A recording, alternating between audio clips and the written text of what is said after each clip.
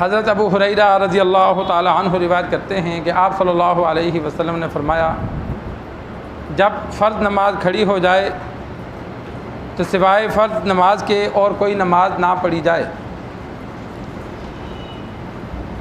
कि जब जमात खड़ी हो जाए तो इंसान सुन्नत नफल कोई और नमाज ना पढ़े बल्कि फ़र्ज़ नमाज में शामिल हो जाए। बाज़ अहबाब गलती करते हैं, आजकल घड़ियाँ मौजूद हैं, जमात के टाइम का इल्म होता है, 1-2 मिनट रहते हैं, अभी सुन्नत नहीं पढ़ी जा सकती, लेकिन वो नियत कर लेते हैं कि चलो 1-2 रकतें रह जाएंगी नमाज की, फिर मिल जाएंगी। तो मसला जहन नशीन कर लो, फ़र्ज़ नमाज खड़ी हो जाए तो सुन्नत या नफल इंसान पढ़ रहा है तो उसके सुन्नत और नफल टूट जाते हैं। यह मसला ज़हन नशीन कर लो। अगर वो पहली रकत में है तो हुक्म यह है कि पहली रकत में सलाम फेर कर फ़र्ज़ों में शामिल हो जाए।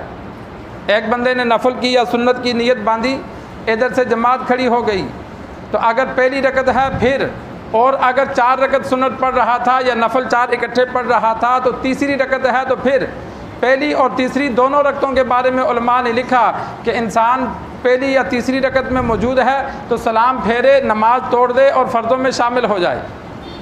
ज़ोर की 4 सुन्नतें पढ़ रहा था, अभी तीसरी में पहुंचा है कि जमात खड़ी हो गई, तो तीसरी में ही वो नमाज को तोड़ेगा, सुन्नत तोड़ के फ़र्ज़ों में शामिल हो जाए। अगर सुन्नत पढ़ेगा तो वो सवाब के बजाय उल्टा गुनाह होगा।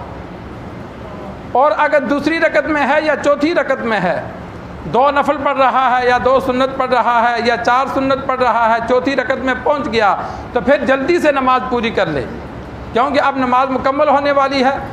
तो फिर अगर जमात खड़ी हो गई, इंसान दूसरी रकत में है या चौथी में है, तो जल्दी से नमाज पूरी करके शामिल हो जाए। तो बेहतर तरीका यही होता है कि इंसान घड़ी में टाइम देख ले, अगर वक़्त हो कि सुकून से सुन्नत पढ़ सकेगा जमात से पहले तो सुन्नत और नफल पढ़ने चाहिए। अगर वक़्त कम हो तो फिर जल्दबाजी ना की जाए कि चलो मैं जल्दी जल्दी पढ़ लूँगा, यह मुनासिब नहीं है, बल्कि जमात हो जाए, जमात के बाद सुन्नतें अदा कर ले। अल्लाह से दुआ है अल्लाह हमें मसाइल सीख कर समझ कर अमल करने की तौफीक